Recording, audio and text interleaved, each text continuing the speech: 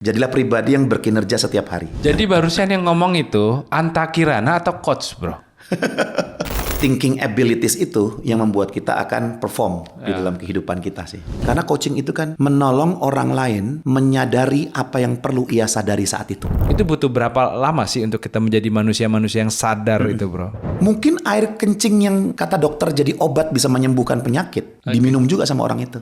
Tapi yang menghambat manusia itu bukan doing-nya dia nggak paham, tapi being-nya. Tapi kalau being gue tersentuh, Iya. 10 action plan gue bisa gue siapin. Jadi kita perlu belajar untuk memprioritaskan prioritas Anda. Bahwa jalan pintas itu selalu negatif. Kalau gue nih bro, demi istri anak gue makan, masuk gorong-gorong pun, gue akan masuk. Karena itu peran gue sebagai kepala rumah tangga. Menguasai komunikasi itu menguasai kehidupan berarti. Oh segitunya ya.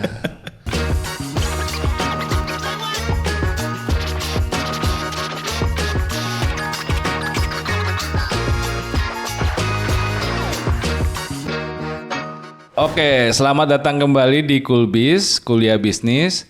Di Coolbiz kita ngomongin ilmu bisnis secara asik dan komprehensif. Karena kita percaya setiap orang itu ada ilmunya dan juga ada bisnisnya. Kali ini kita kedatangan tamu istimewa, my bro, ya teman belajar gua nih, Dr. Anta Kirana, seorang coach profesional dan juga seorang akademisi dan juga edukator. Ya, bro, apa kabar? Oke, biasa di luar. Biasa dulu. Kalau luar biasa udah biasa ya, ini biasa di luar. Ini agak off cam dikit nih, tapi agak off cam dalam pengertian gini, bro. Di mata gua lu itu orang sukses, bro. Jadi gimana rasanya jadi orang sukses, bro?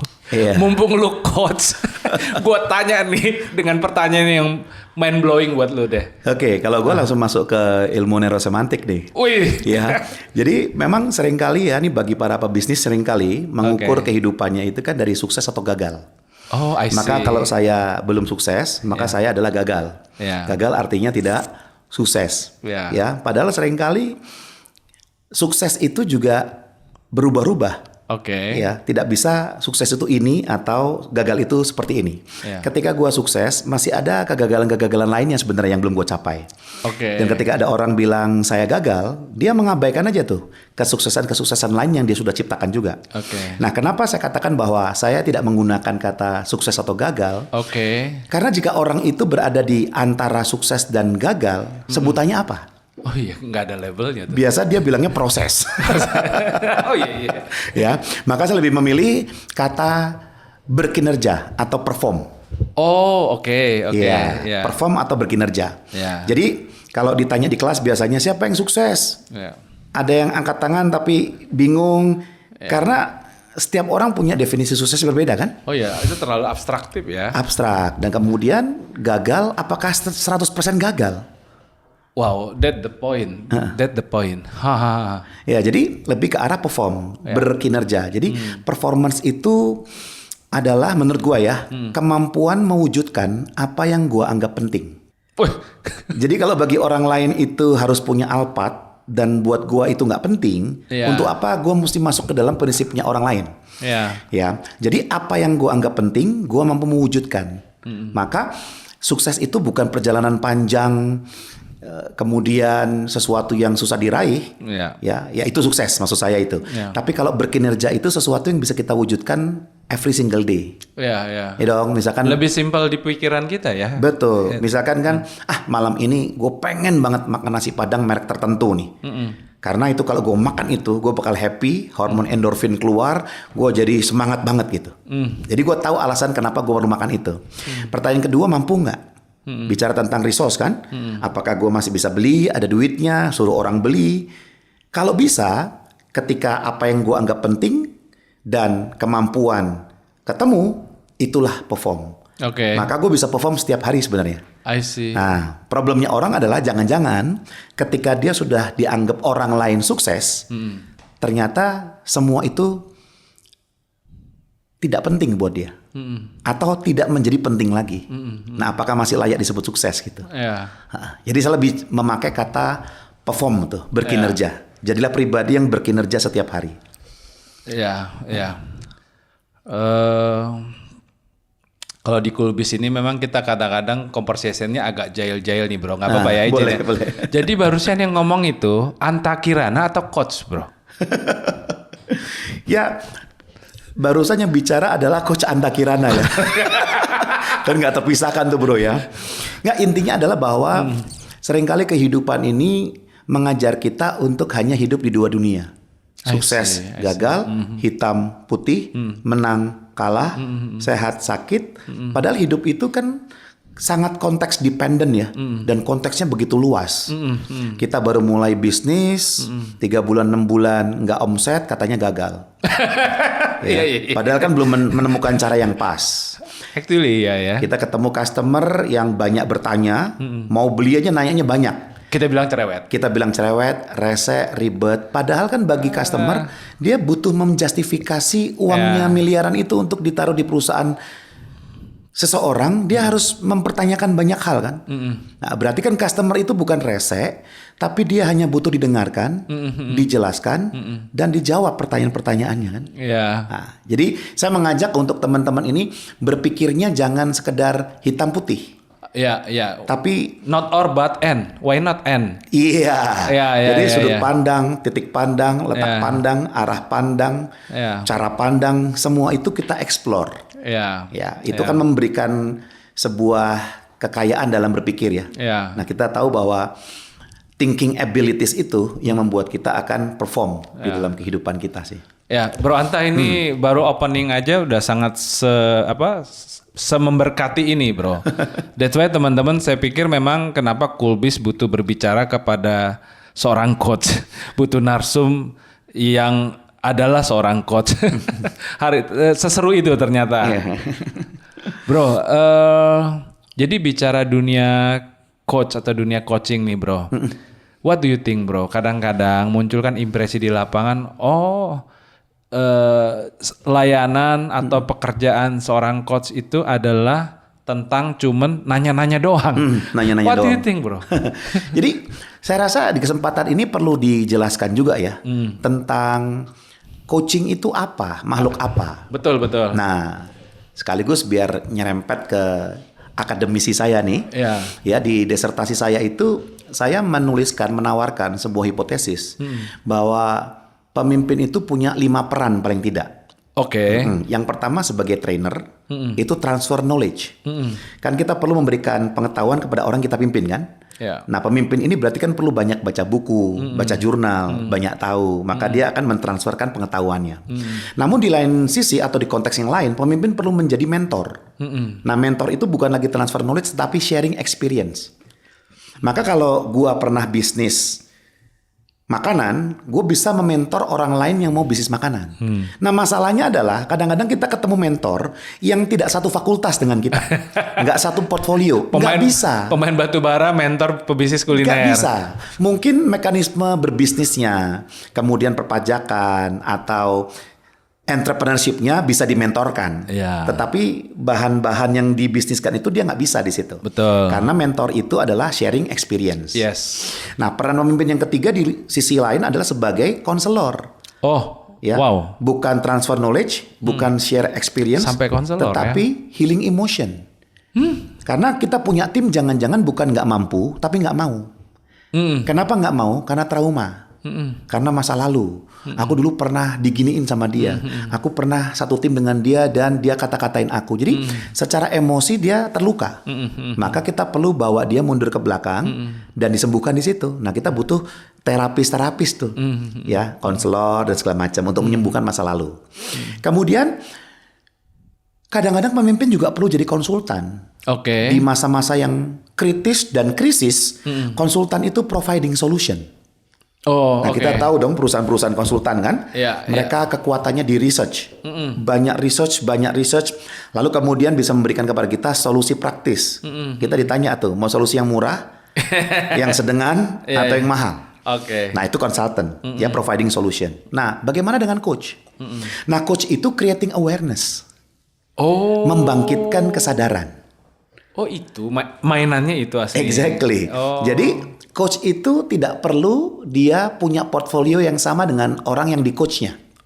Tapi kalau dia punya background yang sama, it's a plus. Karena dia bisa nanti beralih dari coach menjadi mentor. Kalau dia adalah pengajar di bidang itu, it's a plus. Karena dia punya banyak knowledge secara kognitif tentang bidang itu. Ya.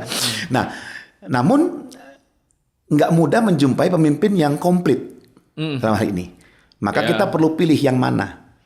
Nah, kalau lu nanya ke gua nih, gua sebagai trainer, gua certified. Sebagai mentor, kalau mau di mentoring secara bisnis training, vendor training, gue bisa. Gue daftar ya. Jadi coach, gue bisa. Nah, yang gue tidak mendalami adalah sebagai konselor. Ya, nah kalau konsultan bisa di bagian tertentu saja. Ya, kasih sesuatu kan, misalkan, oke, kita bicara tentang leadership, apa yang baru nih sekarang? Oke, menghadapi generasi millennials, bagaimana nih seorang leader? Treatmentnya kepada mereka Gen Z, Gen Alpha. Ya, nah itu sedikit saja, tapi secara riset mendalam enggak. Maka better cari orang yang memang di riset. I see. Jadi coaching itu bukan hanya nanya-nanya, karena nanya-nanya itu salah satu kompetensi yang dimiliki.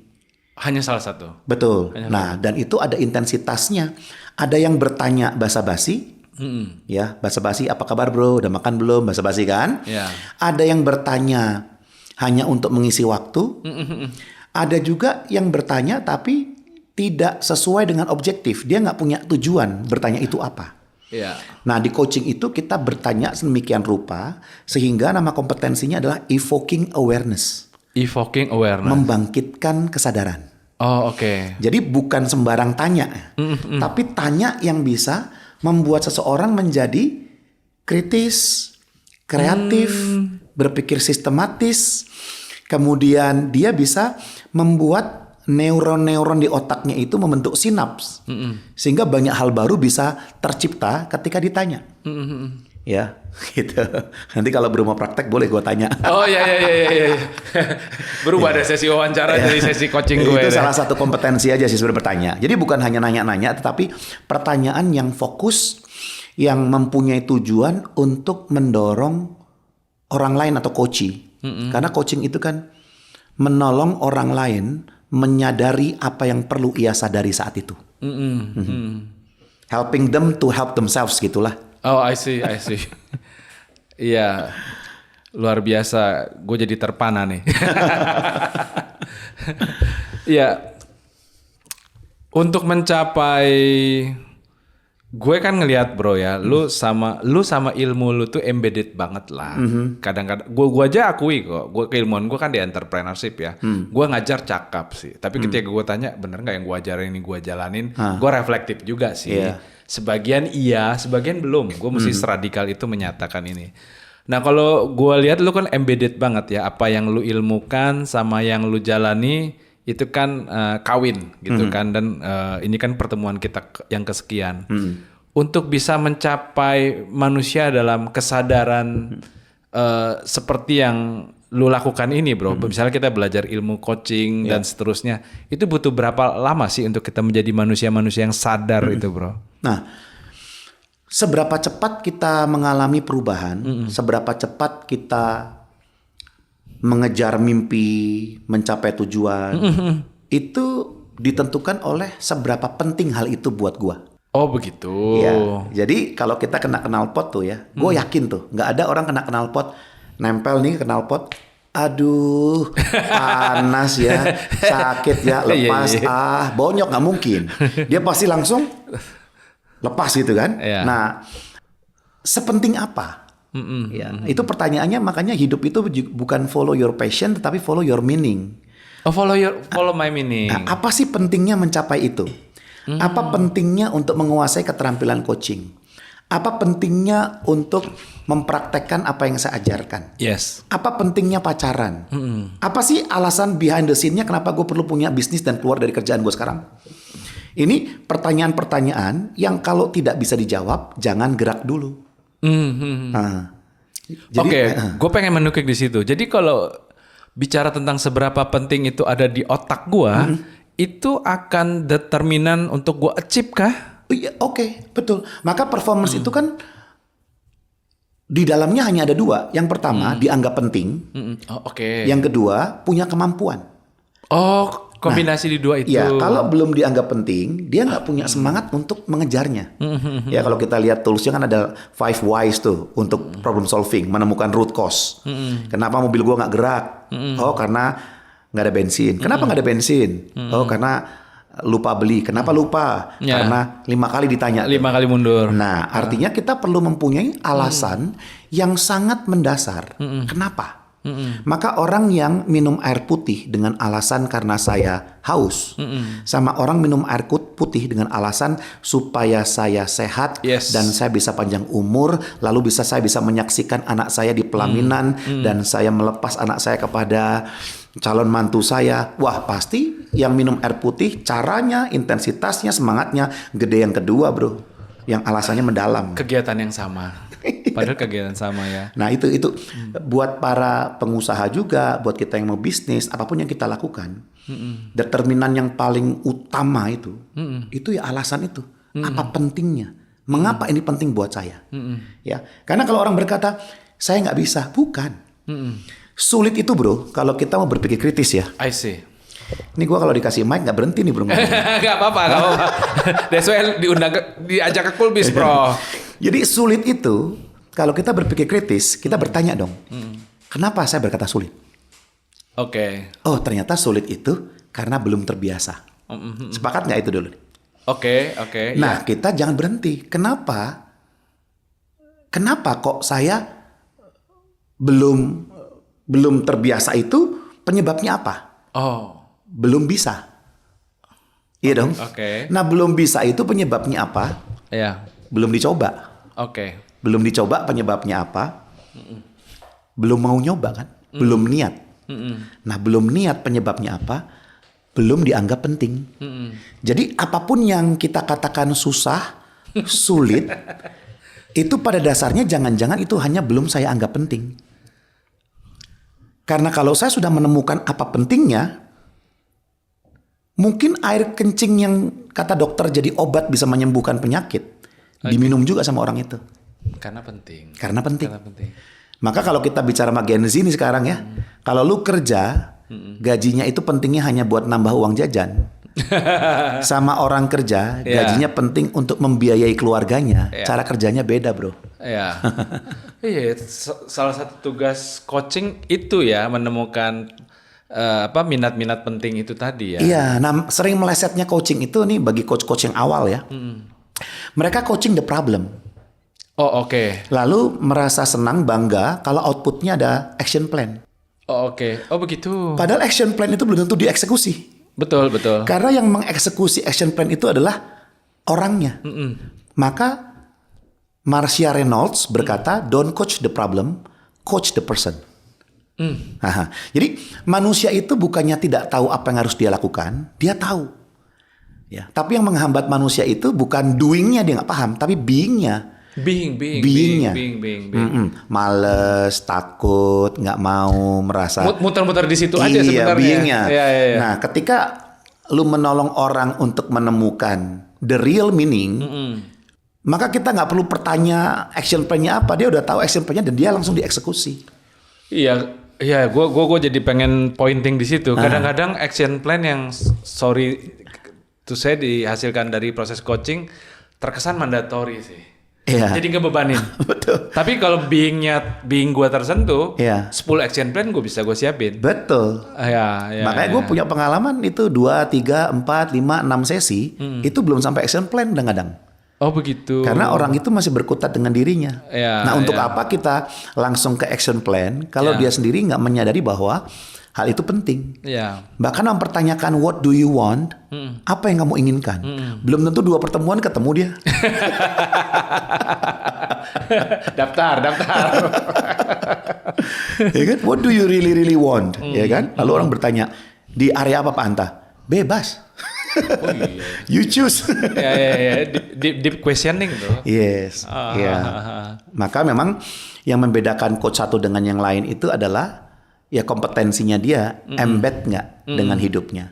Kalau hanya secara mekanis, teknis, Nah. ini langkah-langkahnya. Bahkan kalau kita sudah terbiasa di situ, kita nggak pakai lagi langkah-langkah itu, udah kemana-mana. Oh bisa sedancing itu.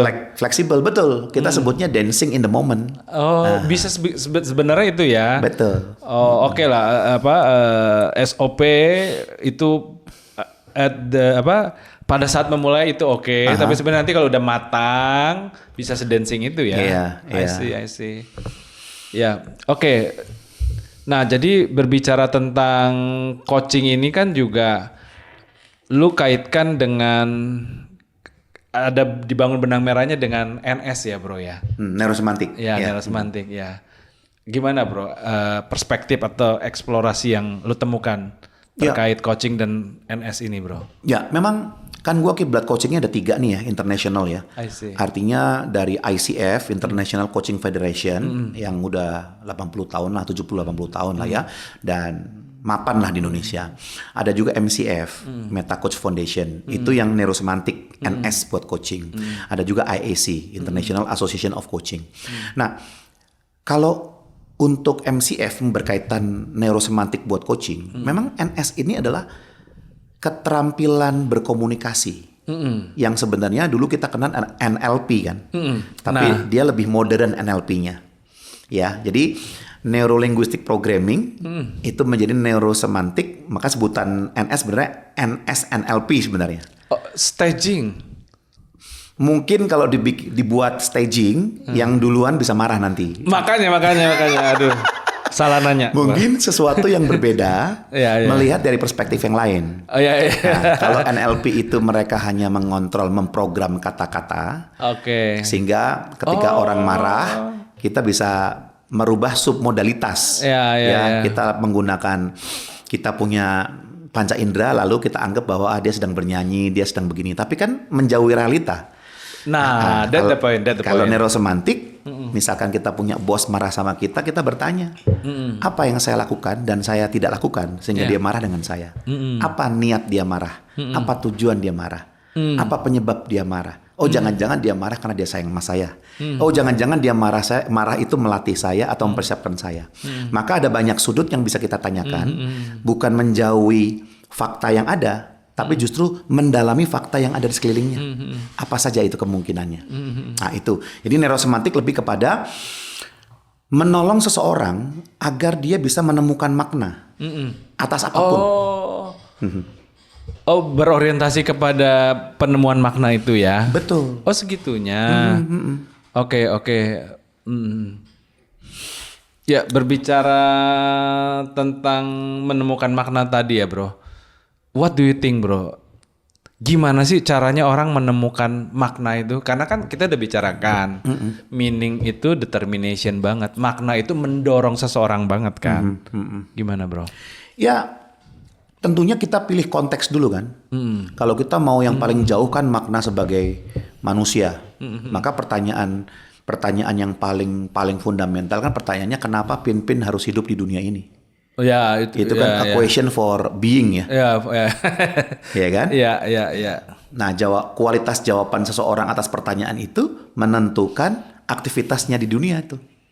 Wow. Ya, karena saya meyakini bahwa identitas itu seharusnya mendahului aktivitas. Aktivitas yang saya lakukan yang bukan sebagai hasil identitas, dia akan berhenti suatu hari. Ya, contoh gini lah. Identitas saya ini bapaknya anak saya. Ya, anak saya namanya Jeremy dan Joyce. Ya, kita ambil contoh Jeremy lah. Identitas saya bapaknya Jeremy. Sampai kapan, Bro, gue jadi bapaknya dia, Bro? Sampai kita berpulang lah. Sampai kita mati dong. Dia lulus kuliah, dia nikah, punya anak, punya cicit, tetap aja anaknya gue. Nah, maka peran aktivitas saya sebagai bapaknya dia akan gue jalankan sampai mati dong. Betul. Nah, kapan gue tidak lagi beraktivitas sebagai bapak dia? Nggak akan. Karena gue bapak dia, maka aktivitasnya muncul dari identitas kan? Dari identitas. Tapi ada orang-orang yang identitasnya nggak clear.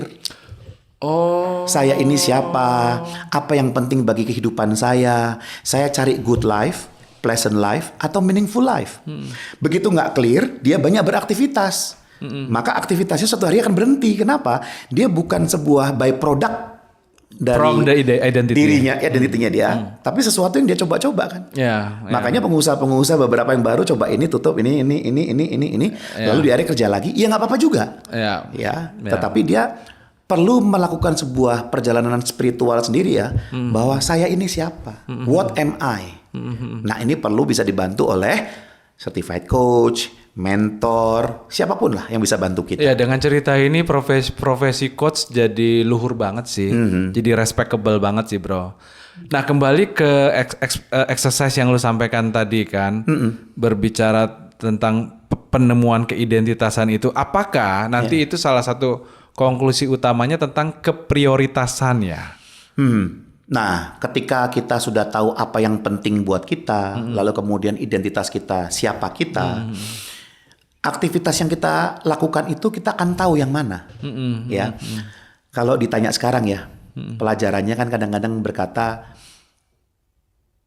mengelola prioritas Anda. Nah, saya temukan sudah lain nih sekarang, bro. Oke. Jadi kita perlu belajar untuk memprioritaskan prioritas Anda.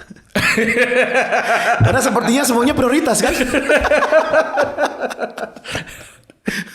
Temanya jadi di sana ya. Iya. Kalau bicara prioritas semuanya prioritas kan? Nah, nanti kembali kalau saya identitasnya adalah A, maka dari prioritas-prioritas itu kita perlu pilih mana yang berdampak langsung terhadap siapa saya.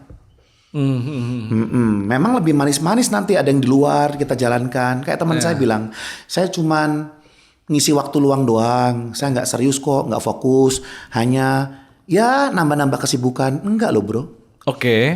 Bahkan seorang anak muda dia nyambi jualan parfum. Parfum yang botolan kecil-kecil. Ya. Lalu saya mau tanya, sumber daya kamu yang habis karena cuma jualan parfum ini seberapa banyak? Oh enggak banyak. Ayo kita cek ya. Barusan lu dari mana? Oh ngantar parfum ke Pluit. Naik apa? Motor. Waktu pulang pergi berapa jam? Bensinnya berapa? Potensi kecelakaan juga ada di situ. Nah yang lebih parah lagi begitu dia pulang sampai ke kontrakan atau ke kosnya, capek. Capek dia leyeh-leyeh. Ketiduran, bangun sore. Bukankah harga yang harus dibayar itu besar sekali. Besar. Hanya karena cuman jualan parfum kecil ini. Yang mungkin monetize untungnya bisa 5.000, 15.000. Tapi sebenarnya secara kapitalnya, ongkosnya jauh lebih besar daripada itu. Ya. Nah padahal kalau kita tahu siapa identitas saya, kita gunakan waktu seharian itu untuk mengeksplor apa. Nah jadi yang menjadi tantangan buat khususnya kita kalau bicara di bisnis ya, bukan tentang tidak ada kesempatan, mungkin karena kebanyakan kesempatan. Iya. Salah satunya itu. Iya betul. Ya jadi apa keberlimpahan yang tidak efektif, keberlimpahan yang tidak efektif. Saya meyakini fokus itu nggak harus satu. Oh oke. 2 juga bisa fokus, 3 bisa fokus, 5 juga fokus silahkan. Oh begitu. Nah kapan fokus itu tidak lagi fokus? Ya kan? Ketika kita sudah kehilangan jati diri kan. Oh, oke. Ya, karena sebagai people developer, saya bisa masuk ke ruang trainer, mentor dan coach. Nah, apakah 3 hal ini nggak fokus? Enggak. Saya tetap fokus mendevelop human resource, communication skills, leadership, selling skills ya, lewat 3 hal itu. Tapi tiba-tiba saya disuruh untuk jualan tanah, agen asuransi. Ya ada yang nawarin juga bro. Ya langsung dikasih gaji 2 digit, pegang tim yang sekian miliar, lalu apa? Ada duitnya, ada. Tapi saya keluar dari identitas saya. Oh, I see. Ya, sorry. Sebab itu lu sukses bro. Perform. Sebab itu lu ya. Sebab itu lu dibelokin lagi sama dia. Gak, ya gua kan temenan sama lu. Maksudnya gua tahu lah apa aja yang lu udah performkan. Artinya salah satu kekuatannya itu di modalitas keidentitasan lu. Tadi lu tahu siapa diri lu gitu kan. Nah, betul. Nah, izin kita ekstensifikasi dikit. Jadi terkait people developer, bro. Ya pertama, kenapa lu jadi cinta kepada profesi ini, people developer ini? Dan yang kedua sebenarnya, bro, ini terkait kan bicara tentang embedded your knowledge kan. Gue kan juga sering jadi temen ngobrol lo kan, dan artinya bahasa gampangnya lu hidupin ilmu lu itu bro. Maksud gue bagaimana sih keilmuan lu itu bisa kawin sama lu? Ya gue tadi seperti gue bilang, gue belajar ilmu entrepreneurship macam-macam. Jujur aja itu kadang lebih banyak eksternalitas akan embed ke gue ketika ada di panggung pengajaran dan seterusnya gitu. Nah itu gimana bro? Ya, kalau mau ditanya, yang paling berjasa dalam kehidupan gue itu adalah orang-orang yang menjadi mentor gue. Jadi dari umur 20-an itu, gue bersyukur ada di komunitas yang mengkoar-koarkan mentoring-mentoring zaman dulu. Oke. Ya, sekitar 20 plus tahun yang lalu lah. Oke. Dan saya ketemu dengan seseorang yang akhirnya mementor saya. Nah, ini nanti boleh diundang juga tuh orangnya. Oke. Ya, jadi namanya Julian Fu. Tuh. Oh oke. Nah, pribadi ini memberikan mentor, pertanyaannya sederhana. Tentang purpose of life, tentang who you are. Nah, gue ingat dari pertanyaan dia, gue 5 hari itu nggak keluar rumah, kecuali mandi, makan itu saja. Segitunya. Sisanya gue jawab itu pertanyaan. Aduh, wow. Ya, kan semuanya adalah, bahkan kalau di YouTube, how to find your life purpose within 5 minutes ada juga. Ya. Bagaimana cara ini ada juga. Ya, lu 5 day. Iya. Bukan, tantangannya bukan gimana caranya. Tantangannya adalah lu mau terhisap nggak dalam pertanyaan itu dan menganggapnya penting dan menjawabnya. Ya. Begitu ketemu hidupnya udah berubah. Ya dengan siapa kita bergaul, buku yang kita baca. Oh lu ada proses itu. Internalisasinya karena gue datengin orang-orang. Ada momen itu. Gue datengin yang dia mau mentoring gue, oke, syukur. Enggak ya sudah, nggak apa-apa, nggak usah sakit hati. Tapi ada orang-orang baik yang mau mentoring. Yang misalkan nih pemeriksa nih atau temen-temen nih ya. Lu panggilnya apa di sini nih yang audiens kita ini?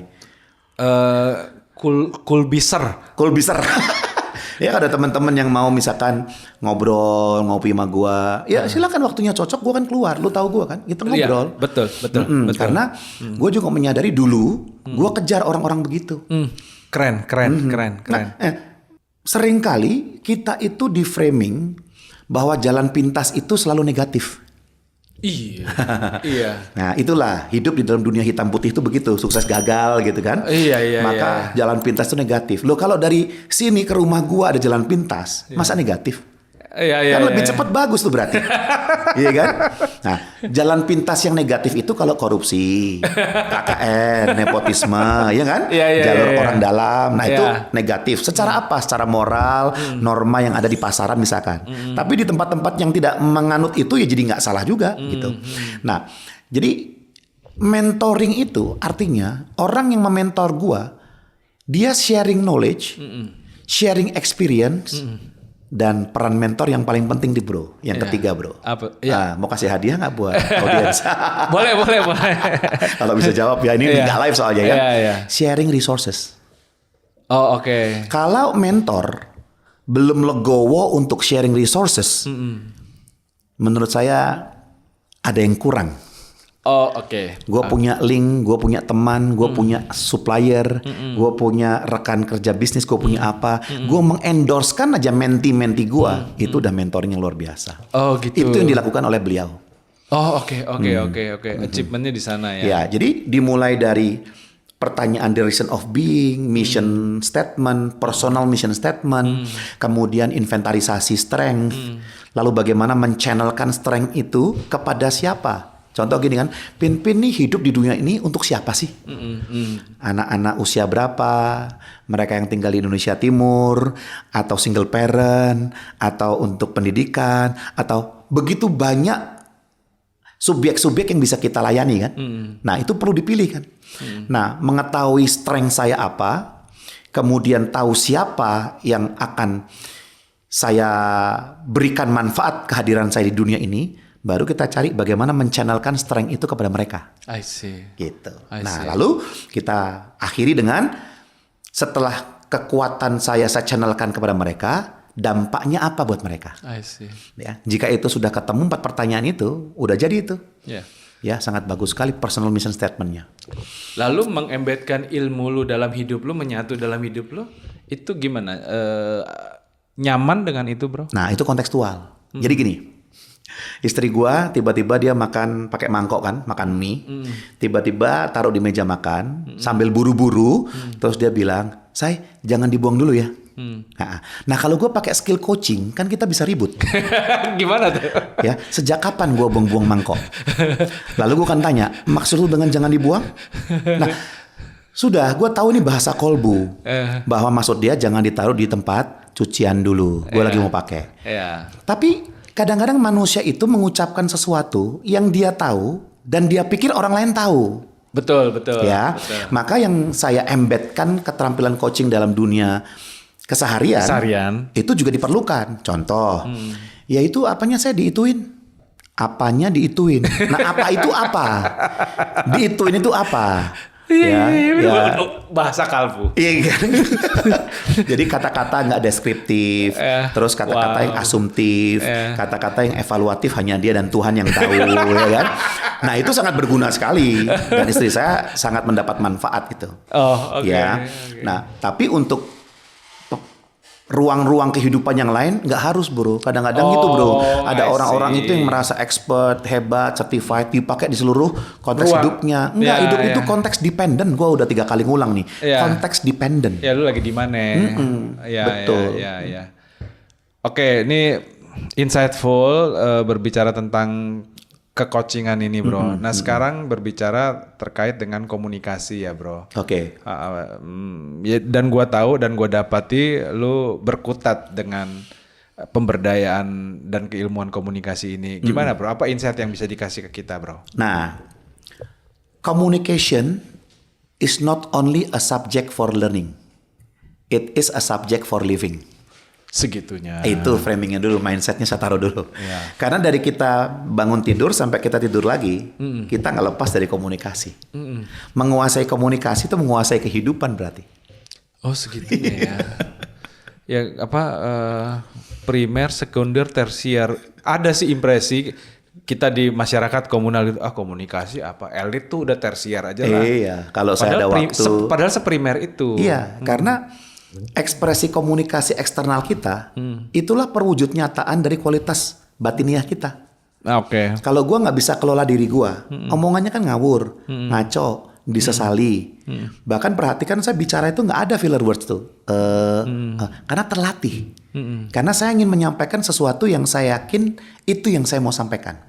Jika belum gua akan diem, mengkonstruksi dulu. Lu latih. Baru saya munculkan, gitu. Maka komunikasi itu kan bukan tentang hanya punya mulut ya. Punya mulut bisa buat kita bicara, belum tentu berkomunikasi. Karena komunikasi itu melebihi itu kan. Iyalah. Gue cuman mandang lu begini aja. Komunikasi terjadi. Udah komunikasi itu. Ya. Sama istri apalagi, nggak perlu banyak bicara, tinggal kedip, udah tahu. Iya. Mendengar itu kalau kita punya telinga kita bisa mendengar. Tapi mendengarkan butuh skill. Itu. Oke, bicara kehidupan kantor, ya kehidupan profesi dan pekerjaan itu, biasanya problematik kekomunikasian yang lu lihat, yang lu potret itu gimana, bro? 3 lah. Apa? Kalau bicara tentang barrier of communication 3, yang pertama namanya generalization. Oh segitunya. Penyamarataan. Iya. Emang semua orang ini, semua bos itu maunya menang sendiri. Semua bos. Ada berapa bos? Ya, emang namanya kerja sama orang mah rese. Sama orang. Orang siapa? Semua orang. Ya, emang generalisasi. Generalisasi. Jadi dalam komunikasi ini barrier nomor 1 tuh bahaya. Karena kita anggap semuanya sama. Pernah gue coaching 1 orang bro. Iya. Cewek nih ibu-ibu. Iya. Ya, gue sebut aja usianya 40-an lah. Dia bilang semua pria tuh brengsek. Iya. Makanya dia nggak engage dengan seorang pria pun. Iya. Lalu gue bilang begini, oh gitu bu, itu pendapat atau keyakinan bu? Saya tanyakan kan, ya itu tuh yang saya yakini. Oh, berarti saya juga brengsek dong bu? Oh enggak, Pak Anta nggak bisa bu. Saya pria, saya harus brengsek berdasarkan keyakinan ibu. Kalau ibu nggak menyetujui bahwa saya brengsek, saya makin marah lagi. Berarti ibu tidak menganggap saya pria. Kena dia sama lu. Nggak, intinya adalah kalau kita punya problem dengan pacar kita, tunangan kita, suami kita, yang brengsek ya dia aja. Ya. Atau jangan-jangan yang brengsek bukan dia, tapi kitanya yang brengsek. Kan kita nggak tahu juga. Iya. Nah, bayangkan 1-2 pria dalam hidupnya brengsek, semua pria satu dunia dianggap brengsek. Iya. Satu. Yang kedua adalah deletion atau penghapusan. Oh, apa itu? Dia nggak suka sama saya. Nggak suka apanya? Saya nggak suka sama dia. Nggak suka apanya? Jadi kita sering bertemu dengan potongan-potongan komunikasi yang nggak lengkap. Ya, makanya ketika kita minta OB kita marah sama OB. Kalau ditelusuri yang salah adalah bukan OB-nya, tapi sang memberi perintah. Ya. Mas, tolong beliin dong nasi padang yang enak. 2 bungkus ya. Nah, OB kan nggak seasertif yang kita bayangkan. Ya. Itu order yang penuh kemisteriusan. Dia kan bingung itu di tengah jalan, Padang. Lalu dia mulai gunakan asumsinya kan. Oh, kayaknya biasanya Padang ini nih. Mereknya banyak Padang. Saya nggak sebut kan, nggak ada iklan kan. Terus enak itu apa definisinya? Cabai hijau, cabai merah, pakai rendang, ayam pop. Iya, bumbu gulai, bumbu apa? Ikan. Pakai sayur atau enggak, ya kan? Nah, maka kan kita perlu deskriptif sebenarnya. Deskriptif. Ya, tolong berikan nasi Padang merek ini pakai rendang, nasi rames sayurnya lengkap, cabai hijau 2 sendok misalkan, kan beres cukup. Atau dicatat. Nah itu jadi ada banyak penghapusan yang akhirnya orang diberi ruang untuk dia mendefinisikan sendiri. Makanya di kelas tuh orang nanya saya, Pak Anta, apa sih definisi komunikasi? Iya. Kalau menurut buku-buku kan panjang lebar ya. Iya. Sebuah proses penyampaian informasi antara penerima pemberi panjang Sender lebar. receiver. Nah, saya renungkan ya pertanyaan Gen Z ini. Apa definisi komunikasi? Menurut saya definisi komunikasi itu sinkronisasi arti. Oke. Ketika lu bilang aku punya pohon, lalu gue bilang, ya aku juga punya. Nah, pastikan pohon yang lu maknai sama seperti pohon yang gue maknai. Iya. Ketika terjadi ketidaksamaan makna, itulah miskomunikasi. Ya, sinkronisasi Arti. sinkronisasi arti. Kan kata-kata itu hanyalah simbol dari sebuah peristiwa, perasaan, hanya simbol makna. Ya. Maka dalam komunikasi itu yang kita kejar bukannya tentang perkataannya, tapi the meaning behind the words. Ya, gua lagi haus nih bro, langsung lu kasih minum kan? Ya. Padahal hausnya gua tuh perhatian, hausnya gua kekuasaan, Ya. hausnya gua Aktualisasi diri. yes. Nah, kalau kita bertanya kan bagus. Jadi yang lu butuhkan apa? Aku butuh minum, baru kita kasih minum. Ya. Ya kan? Jadi satu step saja di dalam komunikasi. Ya. Nah, yang terakhir distortion atau distorsi. Itu penyimpangan makna. Oh. Bro, kan kita janjian hari ini jam 1 ya, Bro ya. Ya. Lu datang 1:30. Wah, lu sih nggak peduli tentang proyek kita, Bro. Jadi datang terlambat sama dengan tidak peduli proyek. Iya. Seolah-olah dikait-kaitkan dua konteks yang berbeda. Betul. Janjian makan sama istri. Ya. Kita terlambat. Istri bilang, kamu nggak sayang sama aku. Ya. Karena kamu telat. Telat satu hal, nggak sayang hal yang lain. Ya. Nah, kalau istri berkata, karena kamu terlambat itu sama dengan kamu nggak sayang sama aku, berarti bentuk sayangku yang lain termasuk transfer bulanan itu boleh kita tiadakan. Ya. Padahal kan sayang sama dia itu unsurnya banyak. Betul. Nah, kenapa dengan satu hal yang terlambat tidak dieksplor terlambatnya kenapa? Ya, jangan-jangan malah lebih empati. Ya. Saya nggak boleh bos pulang, tiba-tiba ada orang kecelakaan di tengah jalan, saya tolong, atau hanya sekedar memang saya terlambat. Ya. Nah, apakah itu indikator KPI dari sayang atau tidak? Ya. Nah, manusia kompleks, bro. Ya. Tapi ketika kita belajar tentang hal ini, yang paling menyenangkan adalah apa? Yang paling menguntungkan, bermanfaat adalah saya bisa kendalikan diri saya sendiri. Itulah yang paling memuaskan hidup, bro. I see. Saya nggak terganggu dengan harta orang, nggak terganggu dengan mobil orang, nggak terganggu dengan aktivitas orang, pencapaian orang, karena saya tahu apa yang ku mau. Se-powerful itu. Yes. Yang lu sampaikan barusan itu kan powerful ya, bro. Maksudnya, kalau gue pengen mahir komunikasi ya gue touch poin-poin tadi kan. Tapi sekaligus tentu saja itu kan challenging kan. Challenging gimana gue belajarnya gitu kan. Nah, makanya kadang-kadang kan orang kan terjebak nih dalam konteks komunikasian nih. Ya udahlah gitu aja lu kagak ngerti. Kan seharusnya lu tahu. Nah, gue refleksi dari frame keilmuan yang lu sampaikan tadi, ya akhirnya gue jadi reflektifnya ke situ. Oh, jadi problem komunikasi kadang-kadang di situ. Orang mau nyaman dan berharap dia terkomunikasi. Gitu kah? Ya, makanya coaching itu menjadi agak salah atau bahkan salah besar ketika orang berkata saya nggak mau belajar coaching karena saya nggak mau jadi coach. Iya. Karena pada iya. dasarnya coaching itu adalah yang dipelajari adalah advanced communication skills. Oh begitu. Bukan itu tentang advance communication bukan tentang skill. profesinya. Tapi tentang advanced communication skill yang tingkat tinggi sebenarnya. Sebenarnya esensi keilmuannya di situ ya. Yes. Oh. Maka kalau jadi orang bisa penggunaan sendiri sebenarnya. iya, Ya? maka kalau orang tidak mau belajar komunikasi, dia nggak bisa jadi coach. Karena coach itu hanyalah satu peran yang ditarik dari keilmuan itu. Ya, nanti beda lagi dengan certified debater, orang yang suka debat. Nah, Oke. itu lain lagi. Lain lagi. Nah, tapi secara esensi komunikasi ya itu sesuatu yang perlu kita kuasai karena itu kehidupan kan. Ya, coaching nafas besarnya justru komunikasi ya. Iya. Oh begitu. Communication. Jadi memang komunikasi ini sesuatu yang kalau kita menggunakannya pada konteks yang tepat, powerful sekali. Loh kita kehilangan project gara-gara komunikasi kan. Iya. Kita dapat project besar gara-gara komunikasi juga. Iya, apa? Pitching. Pitching part of communication Ya, actually. kecuali pitchingnya kita tinggal masukin angka dan kita nggak ketemu orang, nah itu nggak pakai komunikasi itu. Ya, itu udah ke dealing ya. Betul. Nah, berbicara tentang kekomunikasian dan kinerja, bro. Sepanjang perjalanan pengalaman lo, itu gimana, bro? Lu pernah mengamati secara zoom in nggak, secara tajam? Ada bisnis-bisnis yang kekomunikasiannya efektif dan itu powerful terhadap kinerja yang tercipta dari organisasi atau divisi mereka itu. Pernah menemukan fenomena itu? Kan kalau di lanskap bisnis ya, tentunya komunikasi itu kan sangat leveling ya. Artinya budaya komunikasi perusahaan juga penting.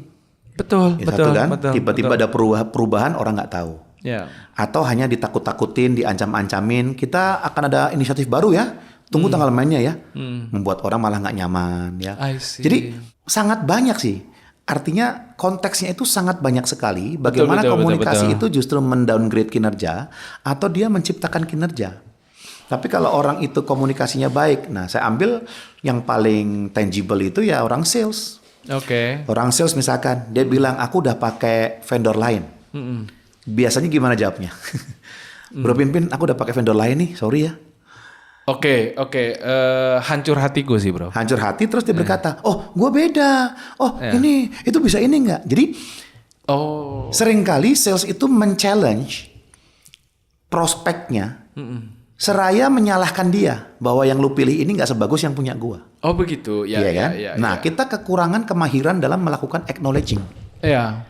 mengakui, ya. Aku udah pakai vendor lain nih. Oh, baik Ibu, sepertinya Ibu sudah sangat peduli sekali ya dengan pengelolaan keuangan ya Ibu ya. Iya. Kita perlu satu pitch dengan dia kan. Artinya kalau komunikasi kita dirasakan oleh teman bicara kita itu kita berseberangan, nggak akan terjadi bisnis itu. Ya. Ya.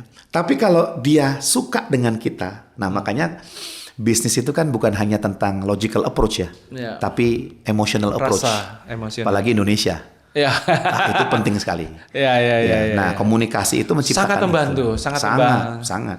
Ya di titik percakapan ini gue juga jadi ngelihat sih, bro, betapa powerfulnya kekomunikasian itu dengan kepenjualanan.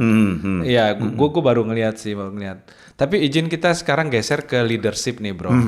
Ya, tadi lu juga udah sebut lu berkutat di pemberdayaan kepemimpinan profesional kan. Nah, apa yang bisa kita potret dari kepemimpinan ini, bro?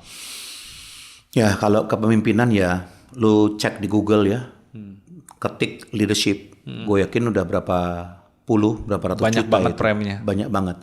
Karena kan one cannot fit all ya, nggak bisa. Maka yang sekarang mulai kembali sepertinya diagungkan itu ya transformational leadership. Oke. Ya kan? Kemudian ada juga yang situational leadership yang udah lama ya. Tapi saya nggak masuk kepada modelnya, tapi lebih kepada substansinya. Bahwa kepemimpinan itu kayak lagi adalah konteks dependent. Memimpin apa siapa, kemudian kita sendiri siapa, mereka juga siapa, nggak ada yang bisa fix. Ya, maka kalau kita bicara tentang kepemimpinan, tergantung juga culture-nya. Ya. Saya mau tanya misalkan kalau kita ketemu dengan business family culture, which is mostly Indonesia itu banyak kan family business misalkan. Ya. Kepemimpinan apa yang paling cocok? Iya. Gitu kan? Itu sangat self determination banget tuh. Ya udah apa yang gue mau semua ikut. Iya. Kalau family business like gitu. and dislike. Iya. Tapi ada juga yang sebutannya itu katakanlah guided missile. Ini gue ambil pola jenis-jenis business culture yang dari Riding the Wave of Culture. Ya bukunya itu Riding the Wave of Culture. Oke. Nah itu lebih ke performance based kalau guided missile itu. Siapa yang perform dia dapat. Dia nggak perform di lay off. Surat peringatan. Saudara nggak saudara. Silahkan. Oh segitunya. Ya. Maka kalau bicara leadership ya kita mulai dari mengapa perusahaan ini perlu ada. Oke. Ya selalu dari situ kan, dashboardnya kita bikin dulu kenapa harus ada. Solusi apa yang kita mau berikan atas permasalahan apa. Atau masalah apa yang kita mau ciptakan sekaligus kita berikan solusinya. Ya. Kan pendekatannya bisa begitu kan. Oke. Nah di situ mulai kita masuk nilai-nilai apa yang kita mau bangun sesuai dengan produk, service, core dari bisnis itu. Ya, baru kita cari orang-orang dengan matriks perilaku, kompetensi, traits seperti apa kita cari. Tools-tools itu dipakai untuk itu. Nah, baru cara kepemimpinan saya akan seperti apa. Maka kalau saya model yang pakai performance, saya nggak perlu ketemu semua mereka kan. Mereka bisa dari rumah, dari mana, tetapi KPI-nya jalan. Ada yang perlu close, ada yang perlu ini. Jadi saya rasa penting sekali membangun bisnis itu untuk kita menentukan terlebih dahulu. Nanti cara penerapan kepemimpinannya itu akan seperti apa? Karena kan leadership itu membawa tim mencapai tujuan. Oke. Nah itu kan. Nah caranya itu, tadilah transformational, situational, servant leadership, coach based leadership, banyak banget lah. Itu. Ya. Kalau lu sendiri paling suka tipe kepemimpinan yang gimana ya bro? Ini subjektif. Iya. Nah kalau saya ditanya. Favoritism. Ya ditanya paling suka, saya akan konsisten berkata semua saya suka. Sesuai dengan yang saya butuhkan. Begitu. Ya. Ya, karena nggak ada yang one fit for all ya. Ya, justru saya perlu pelajari. Ya. Kalau ternyata di sini dia perlu leadershipnya itu adalah peer based leadership, di mana orang nggak suka kalau dia menonjolkan diri sebagai pemimpin. Nah, bagaimana kita mimpin tanpa orang merasa kita mimpin? Ya. Nah, itu pelajar lagi. Jadi kalau itu penting, gue pelajari. Oh segitunya ya. Lalu lu masuk ke area konglomerasi misalkan, yang family-nya kuat ya, lalu membutuhkan ini dan itu. Wah itu belajar lagi tuh. Iya. Bicara ilmu baru bro, ilmu baru. Oke lah, secara profesional memang lu tanda petik dituntut untuk selalu belajar hal baru. Yeah. Tapi kalau intensi dari lu nya sendiri, gimana lu memandang eksplorasi keilmuan baru itu? Lu memang senang ya bro ya? Nah, kalau itu nggak penting buat gua nggak akan pernah pelajari. Determinasinya selalu di sana. Iya, sampai ketemu itu penting. Begitu nggak penting, gua nggak mau pelajari. Oh begitu. Makanya kalau ada project-project nih misalkan, project training, konsultasi, program yang bukan gue banget, gue kasih orang lain, gue outsource. Karena lu kenal identitas lo. Iya, gue nggak mau masuk ke area sana lalu spend terlalu banyak resources karena gue mengaminkan apa yang John C. Maxwell pernah ngomong bahwa kelemahan itu tidak akan pernah jadi kekuatan. Dia akan bisa di leverage in some extent, tapi ini premis ya bro, ini hipotesis ya, keyakinan lah, bukan teori ini. Lemah itu nggak akan jadi kekuatan yang paling menonjol. Itu menurut apa yang gue baca. Dan gue setuju. Gue fokus kepada strength-nya gue atau kepada hal-hal yang itu strength tapi belum terungkap. Tapi kalau gue sendiri meyakini bahwa itu adalah weakness gue, ya gue kan naikin aja di taraf standar, ya. Tapi nggak akan ngotot di situ. Gue disuruh ngajar project management. Gue disuruh ngajar misalkan sesuatu yang teknis atau apa. Bisa nggak? Bisa. Tetapi kan ada hal yang lebih penting lagi yang bisa gue fokuskan resource gue. Ya, karena gue menganggap ini lebih penting daripada yang ini. Lalu pertanyaannya, berarti itu nggak penting ya Pak? Iya, saat ini. Nah, gue nggak tahu nih, begitu pandemi, tiba-tiba pandemi, nol tuh omset, nggak ada training lagi. Oke. Maka gue yang nggak paham tentang Zoom, akhirnya Zoom menjadi penting. Ya. Padahal sebelum Zoom ada Webex bro. Webex itu lebih tua dari Zoom. Tapi Zoom yang mendapat manfaat dari pandemi itu. I see. Gimana caranya gue belajar Zoom? Langsung gue pelajari Zoom, gue masuk ke Zoom centernya, video tutorialnya, gue pelajari berhari-hari. Kenapa? Penting bro. Gue nggak bisa pulang ngomong ke istri gue, sorry say, karena pandemi nggak ada kelas lagi, nggak ada training lagi, maka gue nol, nggak ada duit. Penting kan? Maka walaupun gue nggak suka, ya gue suka-sukakan. Makanya hati-hati nih para profesional muda sekarang.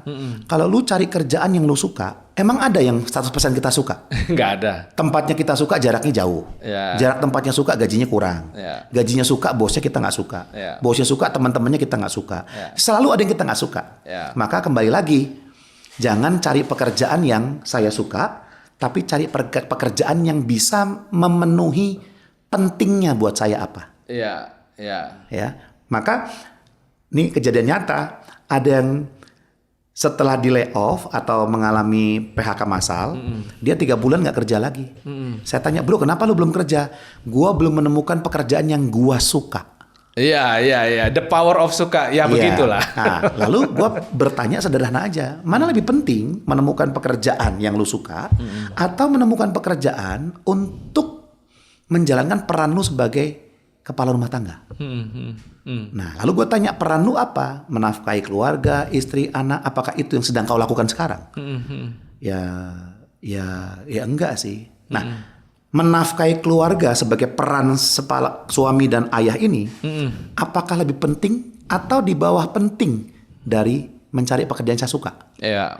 Kalau gue nih bro, demi istri anak gue makan, masuk gorong-gorong pun, gue akan masuk. Karena itu peran gue sebagai kepala rumah tangga. Sampai gue mulai terbiasa dan menyukai pekerjaan yang gue nggak sukai dulunya. Wow. Atau sampai gue dalam perjalanannya suatu hari menemukan yang gue sukai, gue pindah. Tetapi yang gue kedepankan bukan tentang suka saya. Yang gue kedepankan peran gue apa. Nah, itulah kedewasaan dimulai bukan dengan hanya mencari apa yang saya suka, tapi apa yang penting untuk saya wujudkan. Balik lagi ke sana. Wah, ini jadi nasihat buat gue bro. Ya bro, walaupun lu sudah mengunci berbagai tema pembicaraan kita dengan apa penting determination, meaning determination, identity determination. Tapi di mata gua bro, lu itu orang yang explorer banget. Lu do many thing bro, lu do many thing. Nah gue pengen bertanya kaitannya gini bro. Sekali lagi gua harus ulangi, lu lakukan banyak hal. Bagaimana bro, lu menjaga kebugaran fisik dan jiwa lu bro? Sampai detik ini juga di mata gue lu bugar banget. Nah kemarin gue ketemu sama orang yang gue udah nggak ketemu sebelum pandemi. Oke. Di acara fundraising, ketemu. Lalu dia bilang, Pak Anta makan formalin ya? Oh gitu. Oh gitu. Gak berubah. Gak berubah katanya. Nah jadi sebenarnya kalau dianggap penting, kita kan jalankan. Saya every single day running bro. Makanya. Jogging 5 kilo itu minimum. 7, 6, 8. Bukan hanya masalah habit aja ternyata, karena determinasinya itu penting ya. Betul. Sama halnya gini. Kalau misalkan kita kerjaannya trainer, bicara ngomong 8 jam sehari. Betul. Dan itu bisa sebulan 20 hari misalkan. Ya. Terus tiba-tiba lu kehilangan suara. Berarti kan lu kan berpikir gak makan kerupuk-kerupukan yang murah-murah yang akan merusak suara lu kan? Iya. Kemudian lu gak akan main futsal, badminton, olahraga yang hardcore, yang bisa potensi cederanya tinggi. Oke. Gua pernah seumur hidup, Ya. itu bro, naik pesawat, turun pesawat ke Kintamani, ke Bali, istri gue minta temenin, kenapa? Gue di kursi roda sambil ngajar. Segitunya. Maka gue harus hindari itu, bukan karena itu tidak baik, karena itu bisa menghambat pentingnya saya melakukan identitas saya itu. Aduh. Ya, mengorbankan itu. Gue mau, tapi gue berpikirnya panjang.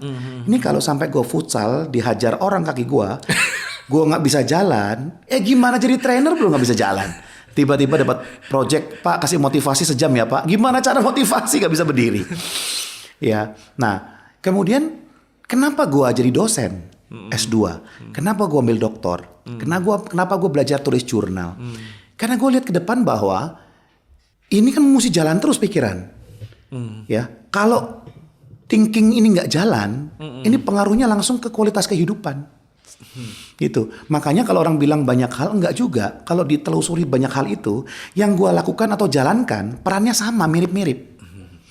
Jadi beda saya jual air galon, lalu jual tanah, lalu kemudian jual pisang, masih sama, jual semua. Tapi tidak berubah tiba-tiba langsung kepada pengembang misalkan, enggak begitu. Artinya diversifikasi peran yang gua lakukan ini tetap membutuhkan kompetensi dasar yang sama.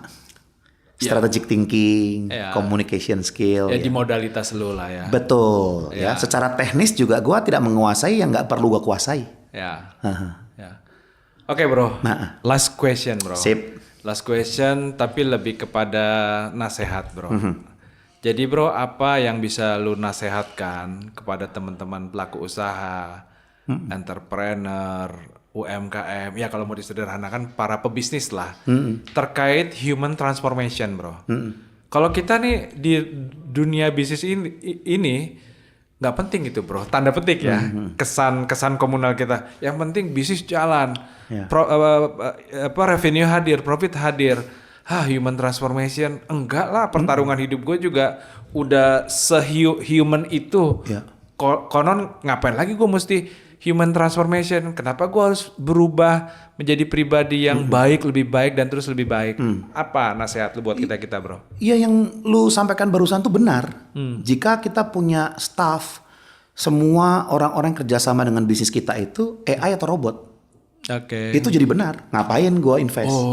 Ya, kalau hari ini kita lihat bahwa SDM kan mungkin masih menjadi sebuah aksesoris, bukan investment. Sama. Yes. Perusahaan-perusahaan besar sekarang, kalau IT itu masih jadi aksesoris, pemanis bukan investment, tunggu tanggal mainnya. Itu ada ransom, ada malware, ada virus, habis bro. I see. Ini sekarang banyak terjadi. Makanya IT ini menjadi kebutuhan primer, bukan lagi tersier dan sekunder. Tetapi mungkin ada bisnis-bisnis yang nggak ke sana. Ya. Jadi sederhananya adalah kalau kita menyadari bahwa bisnis itu tentang bekerja sama bersama dengan orang, bisnis itu tentang memenuhi kebutuhan orang, bisnis itu tentang cari supplier yang adalah orang. Selagi masih ada human itu, maka kita perlu transform. Ingat loh bro, bahwa manusia itu bahasa Inggrisnya bukan human doing, tapi human being. Kadang-kadang kita fokus ke doing, bisnis cuan, duit, doing. Lu kerjain apa? Lu belum kerjain apa? Lama-lama kan orang beingnya nggak terawat. Maka jangan-jangan kita menyadari sekarang di kamar duitnya banyak, tapi kesehatannya dikit. Produknya kita banyak, temennya dikit. Ada yang bilang, saya sih nggak peduli temen, saya nggak apa. Tapi riset longitudinal ya, riset jangka panjang itu yang berpuluh-puluh tahun. Nomor 1 kunci orang panjang umur, which is gue yakin semua orang pasti panjang umur mau, itu adalah social activity in interaction. Maka human transformation itu bukan lagi sebuah ajakan ya, tapi udah imperatif nih, udah sebuah perintah bahwa itu harus kita kembangkan. Justru pada titik pengertian itu bisnis tools ya. Betul. Lo sekarang lo. Kenapa orang semua lomba-lomba main golf? Demi golf tuh biar nggak malu kan main latihan bayar ngedrive. Ya karena kan terbentuknya bisnis-bisnis yang kelas tinggi di sana akhirnya. Bukan lagi meeting-meeting yang profesional tapi yang formal, tapi kan di ruang-ruang informal. Betul. Ya, itulah kenapa gue punya klien juga gue follow di Instagram, gue like, ngobrol. Itulah kenapa gue juga pop culturing. Iya, gue memamerkan juga dalam tanda kutip. Ini pekerjaan gue, brandingnya kan. Ini juga gue, ini juga istri gue, ini anak gue, keluarga gue. Kadang-kadang gue keluarin, kadang-kadang kita ngafe, supaya jangan orang berpikir bahwa Anta Kirana ini hanya profesi dan nggak punya keluarga. Ya, gue perlu humanizing. Kalau ntar tiba-tiba orang berpikir wah Anta ini 100% AI nih. Kita perlu humanize. Siap bro, siap. Thanks a lot ya. Thank you. Ya, demikian dengan Coach Dr. Anta Kirana. Seru banget. Thank you brother. Thank you. Thank you. See you ya.